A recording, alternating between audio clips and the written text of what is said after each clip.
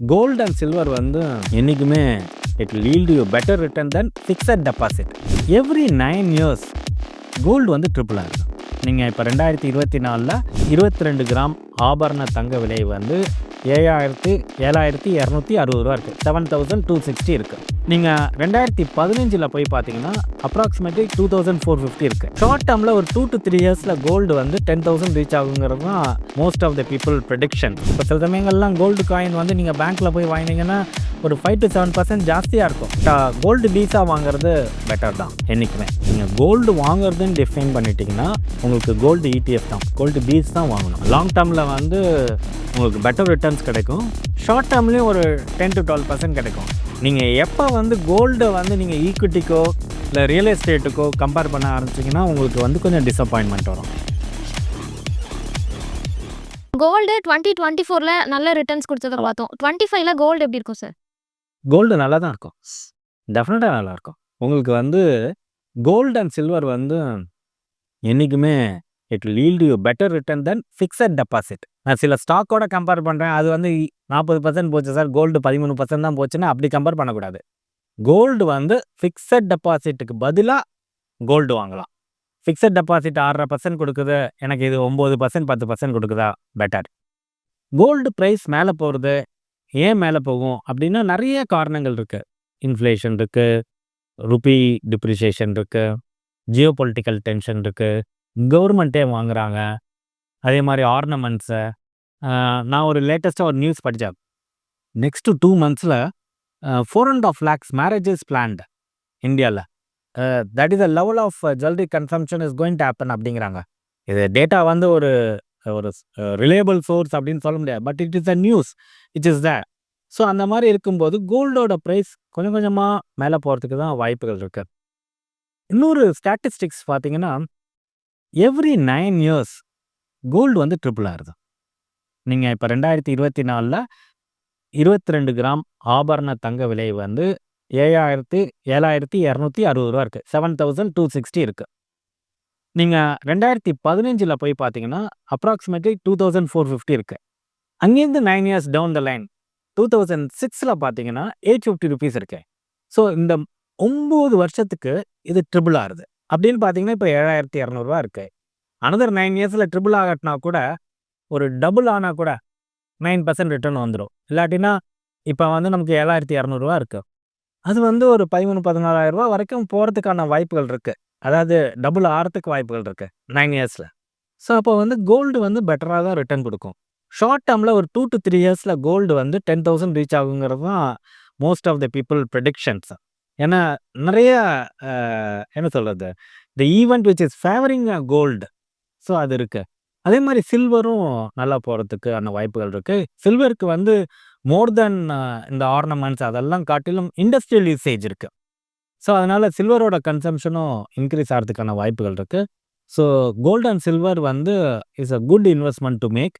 அதே மாதிரி அது மாதிரி ஃப்யூச்சர்ஸ்லலாம் போய் டெரிவேட்டிவ்ஸ்லாம் வாங்காமல் கோல்டு ETF, கோல்டு காயின் அது மாதிரி வாங்கினா கொஞ்சம் சேஃப் அண்ட் பெட்டர் இன்வெஸ்ட்மெண்ட்டாக இருக்கும். நீங்க சொன்ன மாதிரி சில்வருக்கு நிறைய இண்டஸ்ட்ரியல் யூசேஜ்லாம் இருக்கு அப்படின்னு சொன்னீங்க.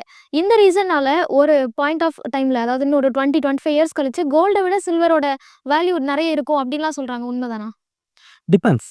நமக்கு வந்து கோல்டு அண்ட் சில்வர் ரெண்டுத்துக்குமே வந்து வேரியஸ் யூசேஜ் இருக்குது. இப்போ கோல்டை பொறுத்த வரைக்கும் என்னன்னு கேட்டிங்கன்னா கவர்மெண்ட்டே வாங்குறாங்க. The China government is started buying it, Indian government is started buying it. சில்வருக்கு வந்து நமக்கு இண்டஸ்ட்ரியல் யூசேஜ் இருக்குன்னு சொல்லியிருக்கோம். Suppose if they find out some alternative metal பார்த்துட்டாங்கன்னா அந்த இண்டஸ்ட்ரியல் யூசேஜ் கம்மியாயிடும். ஸோ நமக்கு வந்து 25 இயர்ஸுங்கிறது is too long to see for a silver as concern. But gold as concern okay. நம்ம இந்தியாவை பொறுத்த வரைக்கும் அந்த கோல்டுக்கான சாம் வந்து போகிறது கிடையாது. கோல்டு சில்வர் ரெண்டுமே பெட்டராக தான் இருக்கும். நீங்கள் ஒரு 5 to 10 இயர்ஸ் பார்த்தீங்கன்னா both the metals will give a better returns. Gold பொறுத்த வரைக்கும் இப்போ ஆர்னமெண்ட்டாக வாங்குறத விட நான் வந்து ஒரு டிஜிட்டல் ஃபார்மேட்டில் வாங்கணும் அப்படிங்கிற ஒரு தாட் நிறைய பேருக்கு வர ஆரம்பிச்சிருச்சு. ஸோ அப்படி பார்க்கும்போது கோல்டு பீஸோட இன்வெஸ்ட்மெண்ட் பற்றி இன்னும் டீட்டெயிலாக சொல்லுங்களேன் சார். அதில் நம்ம இன்வெஸ்ட் பண்ணலாமா? நம்ம ஃபிசிக்கல் கோல்டுக்கு ஈக்குவலான ரிட்டர்ன்ஸ் அதில் இருக்குமா? அந்த மாதிரி ரிட்டர்ன் டெஃபினட்டாக இருக்கும். உங்களுக்கு வந்து ஃபிசிக்கல் கோல்டை காட்டிலும் பெட்டர் ரிட்டர்ன் இருக்கிறதுக்கான வாய்ப்புகள் இருக்குது.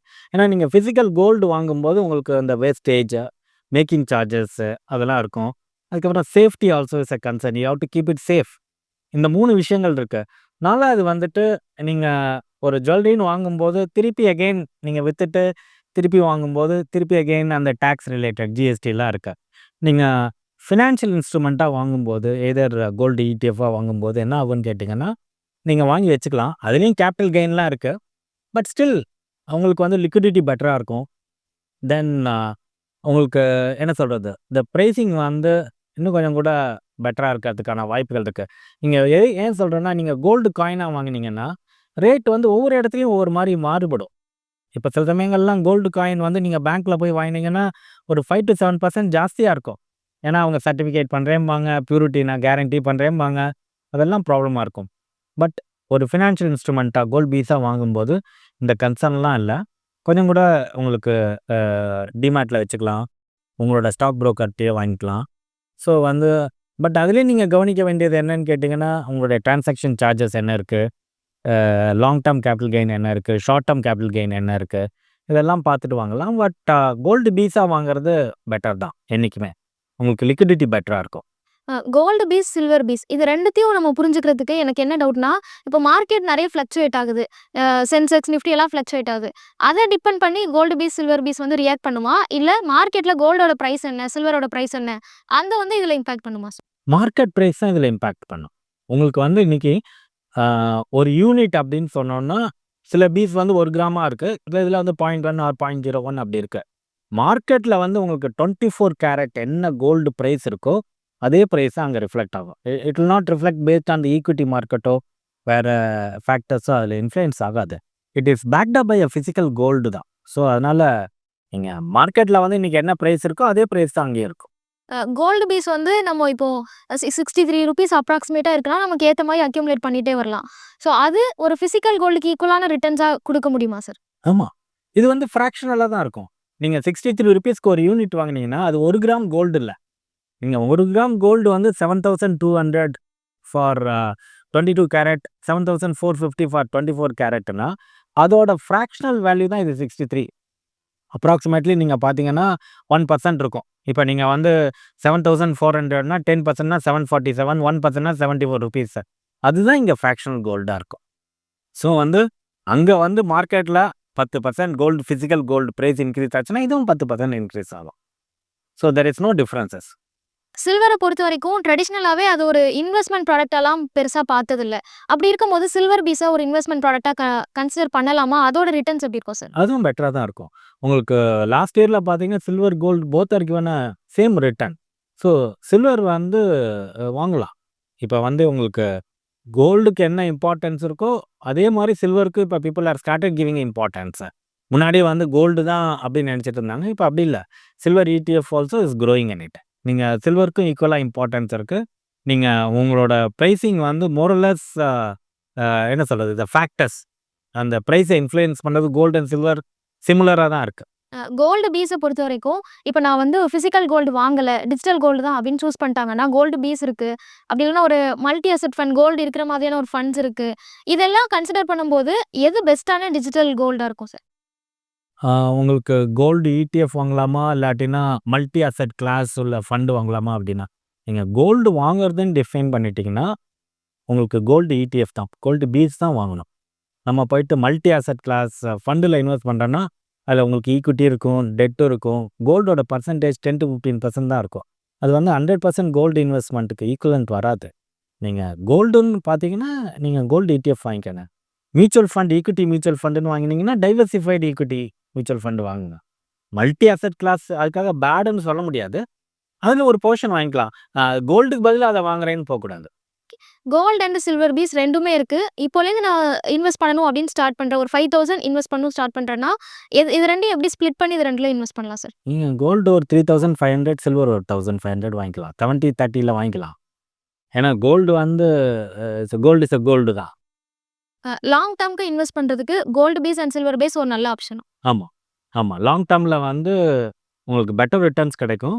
ஷார்ட் டெர்ம்லயும் ஒரு 10-12% கிடைக்கும். நீங்க எப்ப வந்து கோல்ட வந்து நீங்க ஈக்விட்டிக்கோ, இல்ல ரியல் எஸ்டேட்டுக்கோ கம்பேர் பண்ண ஆரம்பிச்சீங்கன்னா, உங்களுக்கு வந்து கொஞ்சம் டிசப்பாயின்ட்மென்ட் வரும். கோல்ட எதுக்கு கம்பேர் பண்ணணும்னா, ஹெட்ஜிங் அகைன்ஸ்ட் இன்ஃப்ளேஷனுக்கு கம்பேர் பண்ணலாம்.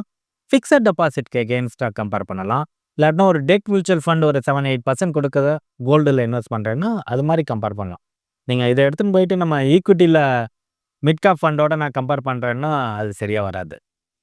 இன்னுமே மார்க்கெட்ல இன்வெஸ்ட் பண்ணாதவங்க, இல்ல டிமேட் அக்கவுண்ட் ஓப்பன் பண்ணாதவங்களுக்கு அத பார்த்து ஒரு பயம் இருக்கு. அதுல ரிஸ்க் இருக்கு, என் பணம் போயிரும் அப்படின்னு. ஸோ அந்த ரிஸ்க் அப்படிங்கிறது இந்த கோல்டு பீஸ், சில்வர் பீஸ்ல ரிஸ்க் இல்லையா சார்? அதாவது இன்வெஸ்டர் என்னென்ன பண்ணக்கூடாதுன்னு நான் சொல்கிறேன். ஃபஸ்ட்டு வந்து இந்த ஆப்ஷன் ட்ரேடிங் அப்படின்னு நிறைய பேர் ஃபியூச்சர் அண்ட் ஆப்ஷனில் ட்ரேட் பண்ணுறாங்க. அது வந்து ரீட்டைல் இன்வெஸ்டர்ஸ்க்கோ புதுசாக உள்ள வர இன்வெஸ்டருக்கோ அதெல்லாம் சரிப்பட்டே வராது. ஏன்னா it is a complex financial instrument. அதை புரிஞ்சுக்கிறதுக்கே நிறைய டைம் ஆகும், நிறைய நாலேஜ் வேணும். அதில் போய் நிறைய லாஸ் பண்ணவங்க தான் இருக்குது. அது மாதிரி பண்ணக்கூடாது. ரெண்டாவது, டிப்ஸை பேஸ் பண்ணி சேஸ் பண்ணக்கூடாது. எனக்கு வாட்ஸ்அப்பில் 2 ஸ்டாக் வருது, ஸ்டாப் லாஸ் வந்து 10 ரூபா இருக்குது, அதெல்லாம் ஆப்ரேட்டர் ட்ரிவன் ஸ்டாக்ஸ். அந்த மாதிரி ஸ்டாக்ஸ் எந்த பக்கமுமே போகக்கூடாது. மூணாவது வந்து ஃபண்டமெண்டலி வீக்காக இருக்கிற ஸ்டாக்ஸ். நான் சொன்னோம் இல்லையா 5 பேராமீட்டர் சொல்லியிருக்கோம். லாஸ் பண்ணிகிட்டே இருக்குது, ஃப்யூச்சரில் நல்லா பண்ணும், அந்த மாதிரி ஸ்டாக்ஸ் எல்லாம் போகவே கூடாது. இது இல்லாமல் எல்லாருமே டிமேட் ட்ரேடிங் அக்கௌண்ட் வாங்கிட்டு நல்ல ஸ்டாக்ஸ், எவ்வளோ ஸ்டாக்ஸ் வந்து ஒரு 30-40% ஃபால் ஆகிருக்கு. நீங்கள் கொஞ்சம் கொஞ்சமாக நம்ம எப்படி மியூச்சுவல் ஃபண்டில் எஸ்ஐபி பண்ணுறோமோ அது மாதிரி ஸ்டாக்லேயும் எஸ்ஐபி பண்ணலாம். எவ்ரி மந்த் கொஞ்சம் கொஞ்சமாக இன்வெஸ்ட் பண்ணிகிட்டே வந்தோன்னா ஒரு 6 to 9 months இன்வெஸ்ட் பண்ணிவிட்டு அங்கிருந்து ஒரு 18 months நம்ம அப்படியே விட்டுட்டோன்னா ஒரு 24 monthsல you will generate a better return. நம்ம இப்போ நார்மலாக வந்து ஒரு எஃப்டி வந்து ஒரு 6%, உங்களுக்கு வந்து நிஃப்டி வந்து ஒரு 12%, அப்படின்னா என்னோடய போர்ட்ஃபோலியோ ஒரு 16% கொடுத்தாங்கன்னா ஐ ஷுட் பி ஹாப்பி. நான் இங்கிருந்து ஒரே வருஷத்தில் டபுள் பண்ணுறேன், இல்லை இன்றைக்கி 50,000 ரூபா இன்வெஸ்ட் பண்ணினேன், எனக்கு 50,000 ரூபா ப்ராஃபிட் வந்தது, அந்த மாதிரி போகும்போது தான் ரிஸ்க் ஜாஸ்தி. ஸ்பெக்குலேட் பண்ணவே கூடாது. Market is a market. எவ்வளோதான் எனக்கு மார்க்கெட்டை பற்றி புரிஞ்சிருக்கு, 20 வருஷமாக மார்க்கெட்டில் இருக்கேன்னாலும் every day it's a new day for every one. Thank you sir. ரொம்ப நன்றிமா. மேலும் ஈடி தமிழ் சேனல்ல வரப்போகும் பிசினஸ் மற்றும் அது ரிலேட்டடான வீடியோவை பார்க்க உடனே கீழே இருக்க சப்ஸ்கிரைப் பட்டனை கிளிக் பண்ணுங்க.